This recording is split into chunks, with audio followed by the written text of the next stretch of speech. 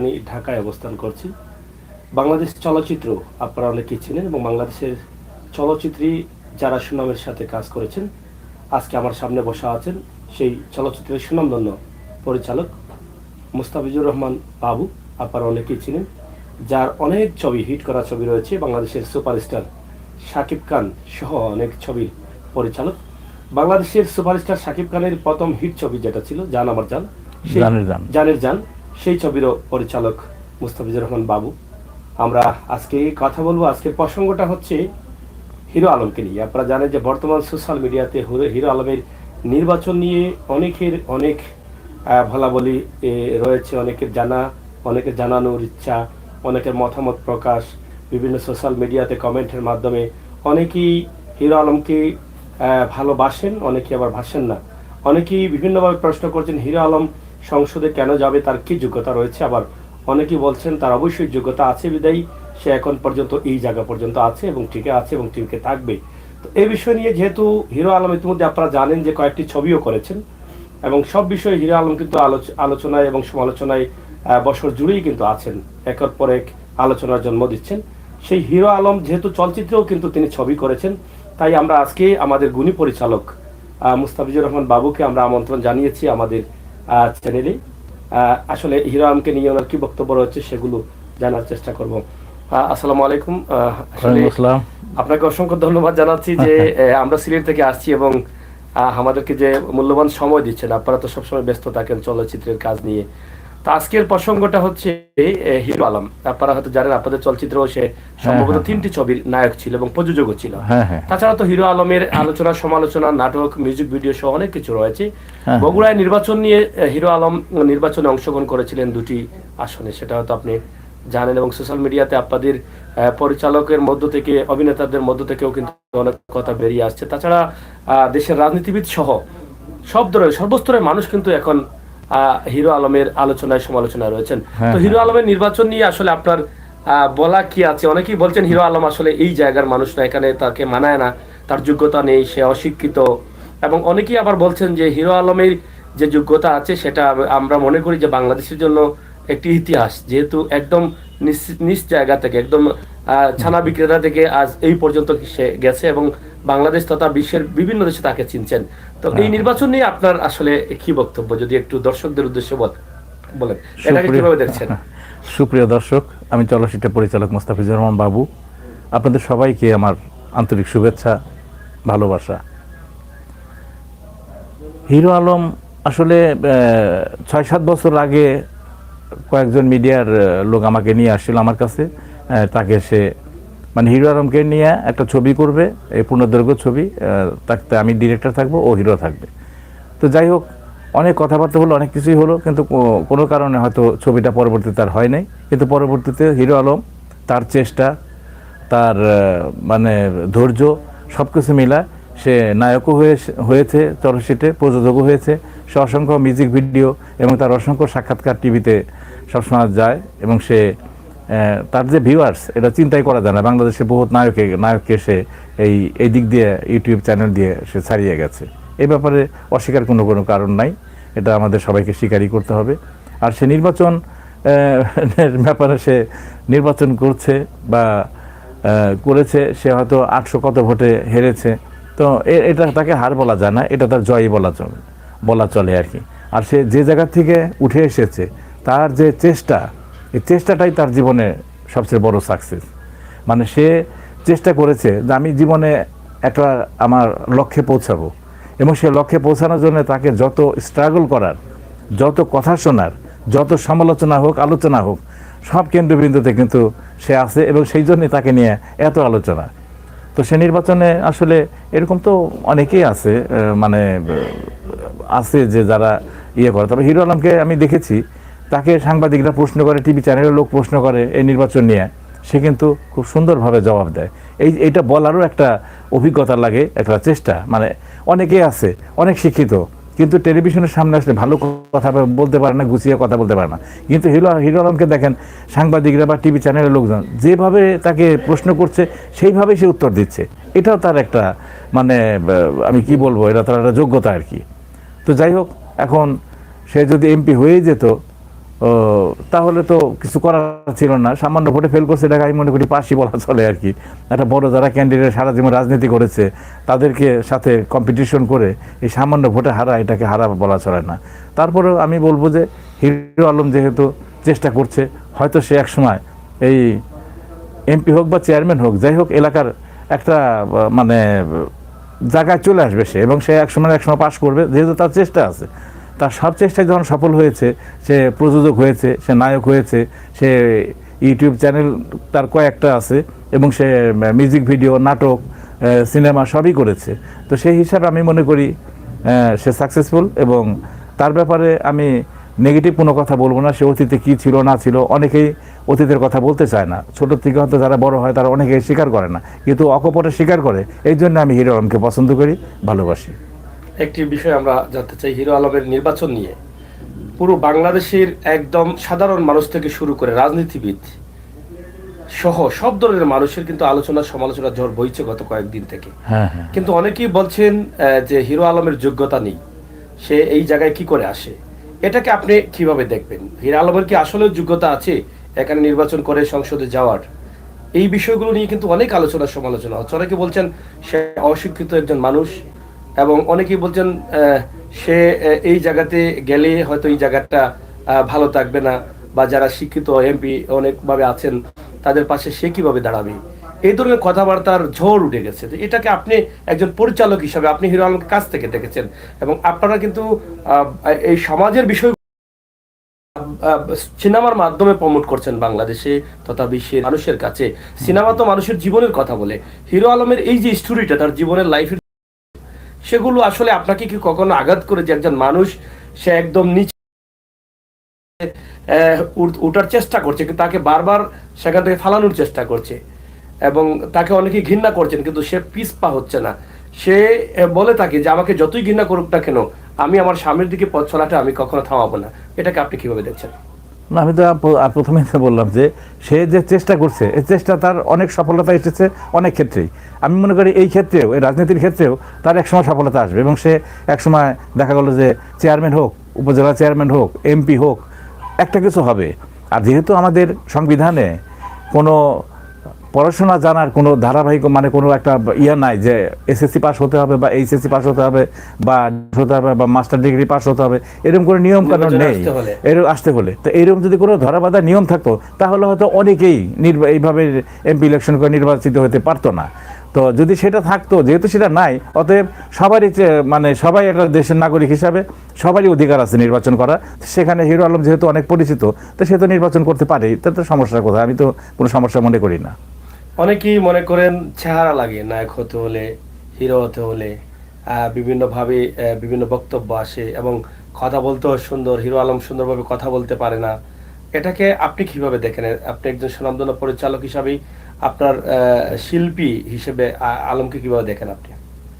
না, শিল্পী হিসাবে যথেষ্ট সাকসেসফুল। তার কারণ হলো ওর মতো যেটা বলে ওটা এক ধরনের দর্শক আছে বা এক ধরনের আছে, তারা পছন্দ করে। পছন্দ না করলে কেন তার ইউটিউব চ্যানেল এত ভালোভাবে চলবে? তাহলে তো তার চলতো না। তো যেহেতু চলে, তার মানে সে তার একটা যোগ্যতা আছে, বা তার সফলতার জন্য সে চেষ্টা করে, অনেক কাজ করার চেষ্টা করে, এবং সে করছেও। তার নিয়মিত তার চ্যানেল চালু আছে, এবং লক্ষ লক্ষ ভিউয়ার্স তার চ্যানেলে আছে, যেগুলি আমাদের অনেকেরই নেই। তো সেই হিসাবে আমি মনে করি হিরো আলম তার যোগ্যতা দিয়ে সে ছোট থেকে বড় হয়েছে, এবং এখন সে একটা সাকসেসফুল, এবং সে তার এই যে এবার নির্বাচনে তার যে ইউটিউবে যে সাক্ষাৎকারগুলি গিয়েছে, যে টিভি চ্যানেল বা সাংবাদিকরা যত অনেক প্রশ্ন করেছে, অনেক রাজনীতিবিদরা প্রশ্ন করেছে, অনেক এলাকাবাসী প্রশ্ন করেছে, তো তাতে তার কোনো লস নাই, বরং আমি মনে করি তার লাভই। এবং তার ইউটিউব চ্যানেলটা সচল আছে, এবং সে তার যোগ্যতা দিয়ে সব প্রশ্নের যে জবাব দিতে পারে সুন্দরভাবে, এটা অনেকেই পারে না। তো সেই আমি তাকে যথেষ্ট মানে করি আর কি, যে সে অনেক ভালো একজন আর কি। আর তার চেহারা অনুযায়ী সে যেটা করে, তার চেহারা অনুযায়ী করে। একদম এমন না যে সে একদম একটা টিনেজ লাভ স্টোরি ছবি করছে বা ওইরকম রোমান্টিক ছবি করছে, যেরকম শাকিব খান ছিল বা আমিন খান ছিল বা সালমান শাহ ছিল। সে তো ওই ধরনের ক্যারেক্টার করে না। সে তার মতো তার চেহারা অনুযায়ী তার যে ক্যারেক্টার, সেই ধরনের ক্যারেক্টারে সে অভিনয় করছে, এবং সেইভাবেই করছে। যেরকম একটা ওই যে ছবি করছে একটা মানে একটু অ্যাকশন ধর্মী ছবি, তো সে তার মতো করে ওইটা তার ডিরেক্টর তাকে যেভাবে বুঝিয়েছে, যেভাবে করিয়েছে, তাতে সে ভালোই করেছে, খারাপ করে নাই। তো এই হলো মানে আমার বক্তব্য আর কি। হিরো আলম আসলে অনেক সময় গানও করে থাকেন, গান নিয়েও কিন্তু আলোচনা সমালোচনা। হিরো আলম বলতেই কিন্তু হিরো, চতুর্দিক দিয়ে হিরো, কোনো দিকে কিন্তু তাকে ছাড়া যাবে না। না, একজন সেটা। মানুষ যে শিক্ষাগত যোগ্যতা নেই, তারপরও যে সে এত কষ্ট করে সবকিছুর পিছনে সে আছে, হ্যাঁ, হ্যাঁ। এটাকে আসলে এই যে করাটাকে আপনি আসলে কিভাবে দেখছেন? আসলে আমাদের অনেক মানুষ আছে, তার প্রতিভা আছে, কিন্তু তার শিক্ষাগত যোগ্যতা নাই বলে সে লজ্জায় কিন্তু এরকম স্থানে আসতে চায় না, হ্যাঁ, যে হ্যাঁ, আমি এই হ্যাঁ, জায়গায় গেলে আমার শিক্ষা নেই, এটা আমার বের হয়ে আসবে, হ্যাঁ, হ্যাঁ, আমাকে দেখতে হবে অনেক স্মার্ট মনে হচ্ছে, কিন্তু আমি এই জায়গায় যাওয়ার পরে যখন মানুষ জানবে, এখন মানুষ জানে আমি শিক্ষিত, কিন্তু এখানে যাওয়ার পরে তো বের হয়ে আসবে। হ্যাঁ, কিন্তু এখানে তো হিরো আলম তো থেমে থাকে না, হিরো আলম না, তো না, না, সে প্রকাশ্য বলছে হ্যাঁ, যে হ্যাঁ, আমার বাবা আমার মাকে ছেড়ে দিয়েছে, বের করে দিয়েছে ঘর থেকে, আমাকে নিয়ে আমার মা বের হয়েছে, বৃষ্টির মধ্যে আমি নানা বাড়িতে গিয়েছি, ছানাচুর বিক্রি করেছি, ডিসের ব্যবসা করেছি। 2016 সালে এই সোশ্যাল মিডিয়ার বদৌলতে তার কিন্তু পরিচিতি হ্যাঁ, হ্যাঁ, এসেছে। হ্যাঁ, হ্যাঁ। তো এই যে প্রতিভা যাদের আছে, এই প্রতিভাবান মানুষদেরকে কি আমাদের সমাজ থেকে ঘৃণা করা উচিত, না তাদেরকে সহযোগিতা করা উচিত? সহযোগিতা করা উচিত, অবশ্যই সহযোগিতা করা উচিত। সবাই যদি এভাবে এগিয়ে আসে তাহলে হিরো আলমের মতো আরো অনেক হিরো মানে তৈরি হবে, আরো অনেক মানে, কিন্তু চেষ্টা থাকতে হবে, অনেকে তো চেষ্টাই করে না। আমাদের এখনো আমি মনে করি, আমি নাম বলবো না, অনেক হিরো আছে তারা এসেই শুধু টাকার পিছনে ঘুরে, কোনো রকম কোনো ইয়ে না। কিন্তু হিরো আলম তার যে চেষ্টা, সে চেষ্টা, তার এই চেহারা নিয়ে তো তার হিরো হওয়ার কথা না, কিন্তু সে হিরো আলম নাম দিয়ে সে আগে হলো সুপারস্টার হয়েছে সে ইউটিউব চ্যানেলে। তো চ্যানেলে যখন তার লক্ষ লক্ষ ভিউয়ার্স, তার মানে তার ভক্তবৃন্দ তাকে নিয়ে আলোচনা, তখন তারপরে সে হিরো হয়েছে। তো আমাদের অনেকের তো কেউ চেনেই না, কিন্তু তারপরে এসে ভাই আমাকে এত টাকা দিতে হবে, ভাই আমাকে এইভাবে না দিলে হবে না, আমি এইভাবে না করবো না, কিন্তু তার কোনো যোগ্যতা বা তার চেষ্টা, তাকে যে নাটক করে আসছে থিয়েটারে সেরকমও কিছু না, কিন্তু অনেকে এইভাবে বলে। কিন্তু আসলে হিরো আলমের মতো স্ট্রাগল করে আসলে তারাই হলো শিল্পী। যেমন রাজ্জাক ভাই, নায়ক রাজ্জাক অনেক স্ট্রাগল করেছে, এবং প্রত্যেকটা হিরোই অনেক। শাকিব খান কি কম প্রথম লাইফে কি কষ্ট কম করেছে? তারও চেষ্টা, অনেক চেষ্টা করেছে, সাধনা করেছে, ডান্স প্র্যাকটিস, তারপরে গাড়ি চালানোর প্র্যাকটিস, তারপরে ফাইট প্র্যাকটিস, অভিনয় প্র্যাকটিস, সব কিছু করে আর শাকিব খান সুপারস্টার। তো হিরো আলমও সেইখানে সে ওই চেষ্টা করতে করতে করতে করতে আজ আজ হিরো আলম হয়েছে, এই পর্যন্ত সে পৌঁছেছে। তো আমি তার সবসময় সর্বাঙ্গীন মঙ্গল কামনা করি, সে ভালো থাকুক, সে আরো দর্শক নন্দিত হোক, এটা আমার প্রত্যাশা সবসময়। দর্শক, আমরা পরিচালক মুস্তাজিউর রহমান বাবুর সাথে কথা বলেছিলাম, এবং এখান থেকে আপনারা শুনলেন যে তিনি যে কথাগুলা বলছেন, হিরো আলম আসলে সব দিকেই কিন্তু তার প্রতিভা আছে, এবং সে তার মতো করে চলছে, এবং তার মতো করেই সে কিন্তু বিশ্বের দরবারে বলেন সে প্রমোট করার চেষ্টা করছে সোশ্যাল মিডিয়ার মধ্য দিয়ে। কিন্তু বর্তমান সময়ে যে আলোচনা এবং সমালোচনা জল বয়েছে বগুড়ার নির্বাচনকে নিয়ে, সেখানে কিন্তু হিরো আলম সবার আগে। আপনারা দেখেছেন একদম রাজনীতির দলীয় নেতাকর্মী, বড় বড় নেতাকর্মী সহ সব ধরনের মানুষ, উকিল, ব্যারিস্টার, শিক্ষাবিদ সহ সবাই কিন্তু হিরো আলমকে নিয়ে কথা বলছেন। তাই আমরাও আজকে যে কথাগুলো আপনাদের কাছে উপস্থাপন করলাম, এখান থেকে আপনারা হয়তো বুঝতে পারছেন যে হিরো আলমের যে প্রতিভা আছে, সেই প্রতিভাকে আসলে সহযোগিতা করার দরকার, তাকে ভালোবাসার দরকার, তাকে ঘৃণা করার দরকার নেই বলে হয়তো এখান থেকে বেরিয়ে আসছে, আমরা এটাই পেয়েছি। তো দর্শক, আমরা এখন চলে যাচ্ছি, আমরা আজকের যে পরিচালক আমার সামনে বসা আছেন, ওনার কিছু ব্যক্তিগত কাজ এবং ওনার বর্তমান চলচ্চিত্র নিয়ে দুই একটি কথা আমরা শুনবো। তো বর্তমান সময়ে চলচ্চিত্রের অবস্থা নিয়ে যদি দুই একটি কথা বলেন, এবং আপনার তো 2-4টা ছবির কাজ করার কথা রয়েছে, সেগুলো কাজ ধরেছেন না, কাজ এখনো শুরু করি নাই। একটা গল্প অপরন্ত ভালোবাসা, এটার আমার গল্প লিখেছে চটকু আহমেদ, গল্পটা কমপ্লিট হয়ে গিয়েছে, অনেক সুন্দর গল্প। তো এটার মধ্যে গানগুলি আমার রেকর্ডিং কমপ্লিট হয়ে গিয়েছে, শুধু করোনা ভাইরাস মানে সম্ভাব্য শিল্পী এখনো মানে মনে মনে ফাইনাল করা আছে। তারপর আমি বলতে চাই না যে তারপর যদি একটা রদবদল হয়, সেই কারণে আমি আর কিছু বলছি না। তো যাই হোক, আমি ফাইনাল করে তো আপনাদেরকে আমি অবশ্যই জানাবো। এই গেল হলো এই ছবিটা, অপরন্ত ভালোবাসা। আরেকটা ছবি আমার দু চোখে ঘুম আসে না, একটা ছবি আছে, রোমান্টিক গল্প। এটা বেবি নাজনীনের একটা গান আছে, দু চোখে ঘুম আসে না তোমাকে দেখার পরে। তো এই গান, তো ওই গানটাকে উপলক্ষ করেই আবার ওই গানটাও আমি পিকচার মানে আমি শুটিং করব, মানে ওই গানটাও রেকর্ডিং করবো প্লাস শুটিং করবো। ওইটা আরেকটা রোমান্টিক গল্প, ওটাও একটা প্রডিউসার আমার মোটামুটি কথাবার্তা হয়ে আছে। তো সেটাও আমি হয়তো এই মার্চ এপ্রিল থেকে ওটারও কাজ শুরু করবো আর কি। তো এই ছবিগুলি আমি ওইটার মধ্যে আবার কাস্টিং ভালো থাকবে আর কি। আমি হয়তো এই সিয়াম, পূজা অথবা বিদাসী নামিম, আবার তো এরকম, অথবা শরীফুল রাজ, এরকম ভালো শিল্পীদের নিয়ে ওই ছবিটা করবো আর কি, নির্মাণ করব। তো এইভাবে আমার চিন্তা ভাবনা আছে। আর মাঝখানে হয়েছে কি আসলে চলচ্চিত্রের বিজনেসটা মাঝখানে একটু সমস্যা হয়েছিল, মানে ব্যবসায়িক সাফল্য আসতো না ঠিক মতো। এই কারণে যে আগে সিনেমা হল ছিল 1400-1500 সিনেমা হল ছিল, সেই হলগুলি যখন 35 থেকে যখন ডিজিটাল হয়ে গেল, সিনেমা হল কমে যখন 150 বা 200, তখন আর প্রযোজকের লোকেটিকৃত টাকাটা ফেরত আসতো না। এই ফেরত না আসার কারণেই তখন অনেক প্রডিউসার পিছিয়ে গেছে, তারা ছবিতে ইনভেস্ট করছে না। যে আমরা তো আসলে টাকা ইনভেস্ট করি, ছবি প্রযোজনা করি 2 টাকা লাভের জন্য, যেহেতু আমাদের লাভই হয় না তাহলে আমাদের ছবি নির্মাণ করে লাভ কি? তো সেই হিসাবে পিছিয়ে গিয়েছিল। তবে এখন আমাদের এই যে গোলই, তারপর শান, তারপর এই পরাণ, তারপর হাওয়া, এই সমস্ত ছবি কয়েকটা ভালো যাওয়াতে আমাদের জন্য অনেক ভালো হয়েছে, প্রযোজকরা এগিয়ে আসছে। তবে আগামীতে ইনশাল্লাহ অনেক ভালো ভালো ছবি নির্মাণ হবে। এখন নির্মিত হচ্ছে এবং নির্মাণ হবে। কয়েকটা ছবি সুপারহিট গিয়েছে পরপর, এগুলি আমাদের দেশের সাথে বাইরেও রিলিজ হচ্ছে, লন্ডন, আমেরিকা, কানাডা, অস্ট্রেলিয়া, সব জায়গায় আমাদের ছবি যাচ্ছে এবং সেই সমস্ত জায়গাতে একটা আলাদা বিজনেস আসছে।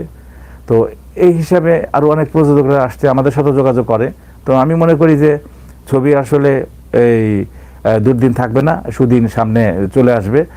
গল্পের ক্ষেত্রে কিছু নতুনত্ব, এখন দর্শকরা চায় নতুনত্ব, ডিজিটাল যুগ, তো এখন গল্পের ক্ষেত্রে কিছু পরিবর্তন।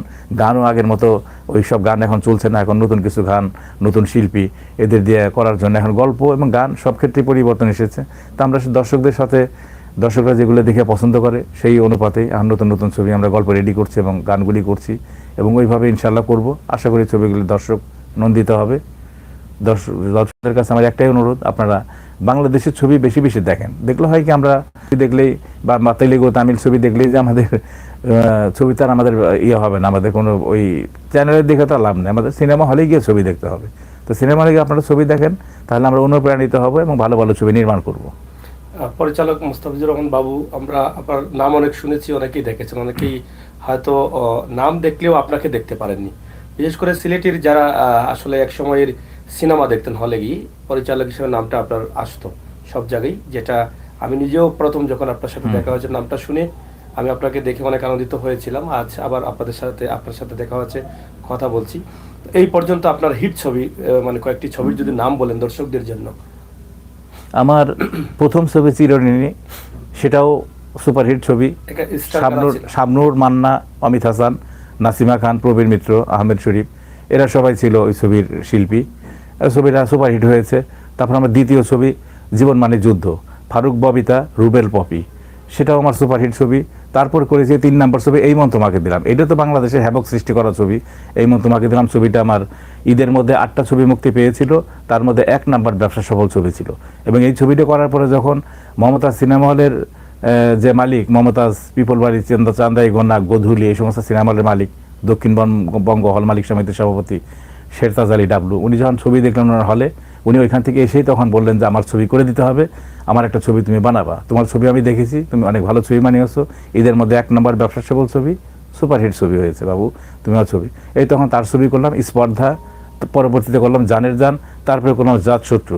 3টা ছবি আমি ওই প্রডিউসারের করেছি।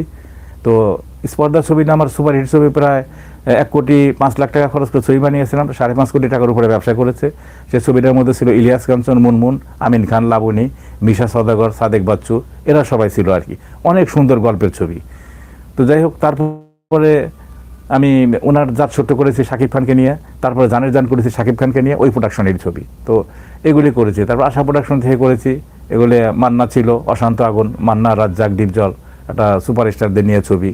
তো এগুলি ছবি তো 25টা ছবি আমার মুক্তি পেয়েছে, তার মধ্যে প্রায় 20-21টা ছবি আমার হিট, সুপারহিট ছিল। আর 2-3টা ছবি একটু প্রেক্ষাপট পরিবর্তন হওয়ার কারণে সিনেমা হল কমে গেল, সেখানে হয়তো ব্যবসা একটু এদিক সেদিক হয়েছে, হয়তো একটু কম ব্যবসা হয়েছে।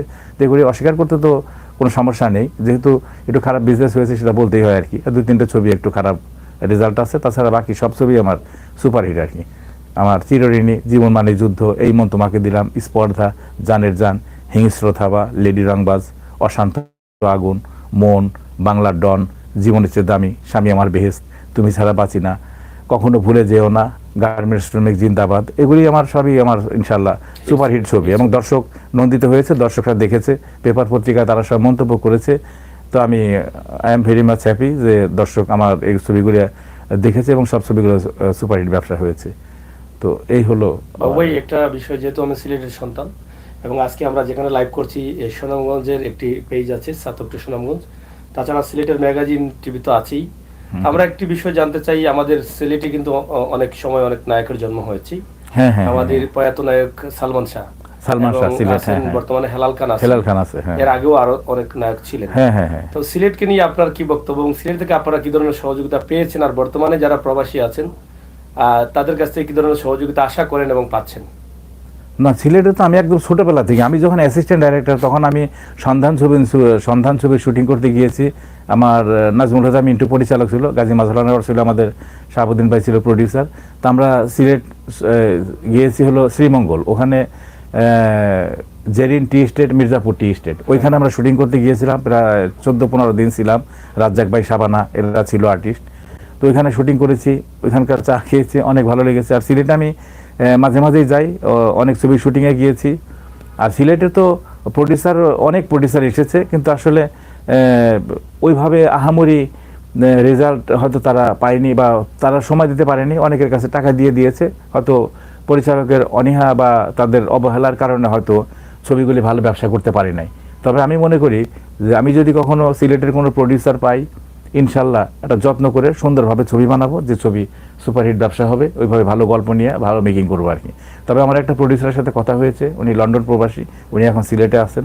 আমি হয়তো আগামী মাসে গেলে হয়তো ছবিটা আমার, যদি আল্লাহ ভাগ্যে রাখে, উনি দেশে আছেন, আগামী মাসে আমি যাব, হয়তো গেলে হয়তো ওনার সঙ্গে বসে ফাইনাল করলে যদি ছবিটা ভাগ্যে থাকে তাহলে হয়তো হবে। আর হলে তো আপনারা সবাই জানবেন, তখন আমি সিলেটের আপনাদের সবার সহযোগিতা চাইবো। আপনারা সিলেটে শুটিং করব, আপনারা আসবেন, শুটিংয়ে দেখবেন এবং আমাকে সহযোগিতা করবেন। আপনারা তো কাছ থেকে সালমান শাহকে দেখেছিলেন, সালমান শাহ সম্বন্ধে দুই একটি কথা বলেন।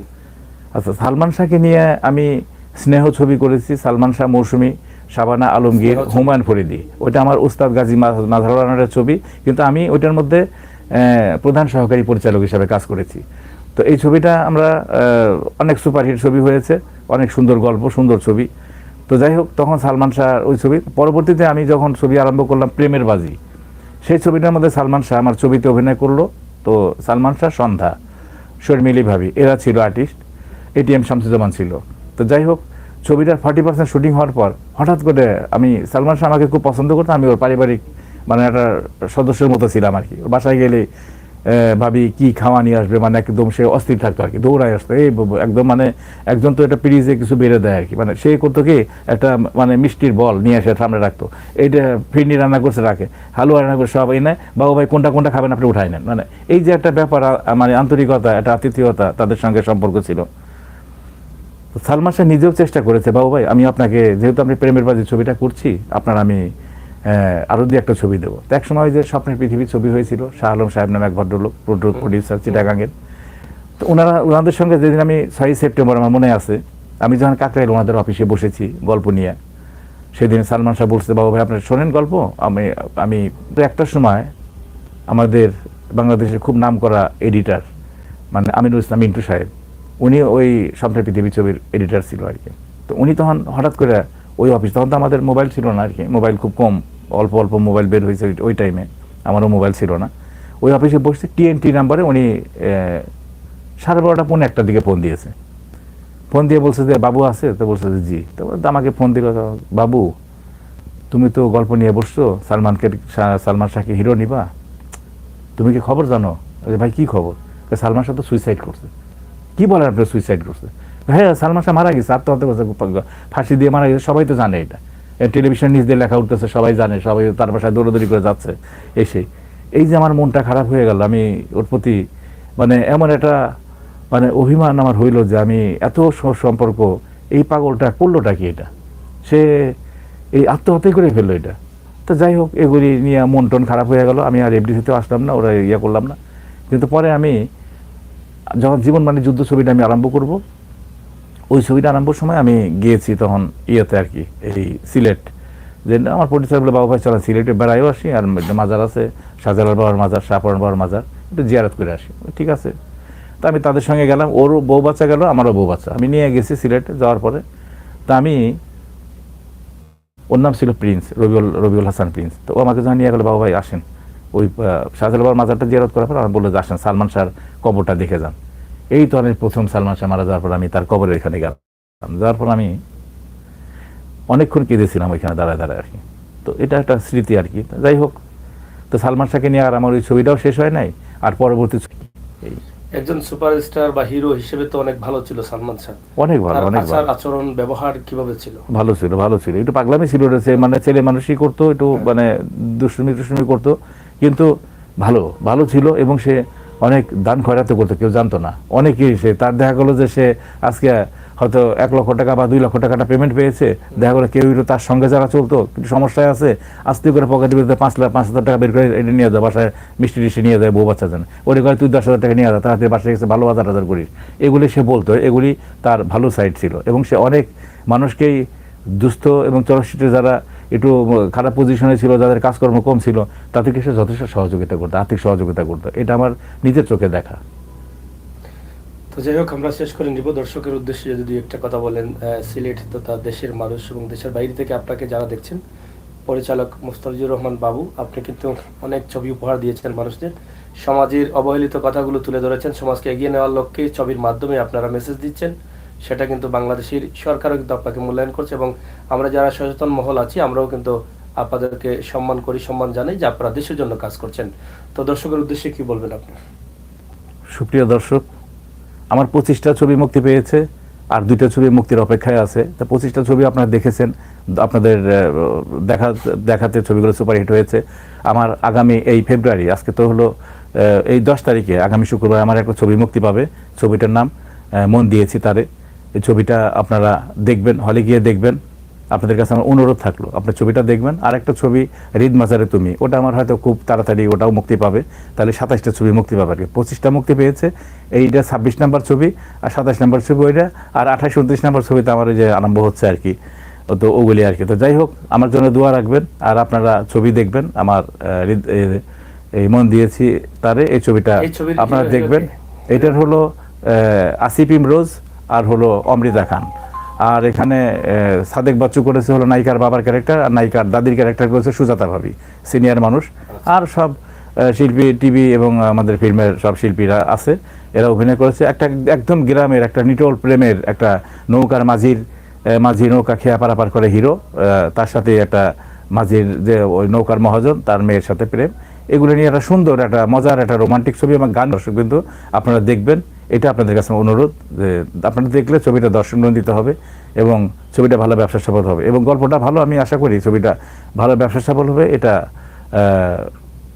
আমি ডাইরেক্টর হিসেবে বলতে পারি আর কি। ধন্যবাদ। দর্শক, আপনারা শুনলেন পরিচালকের একটি ছবি মুক্তি পাচ্ছে 10ই ফেব্রুয়ারি, আর মাত্র কয়েকদিন পরে সেটা দেখার আমন্ত্রণ জানিয়েছেন।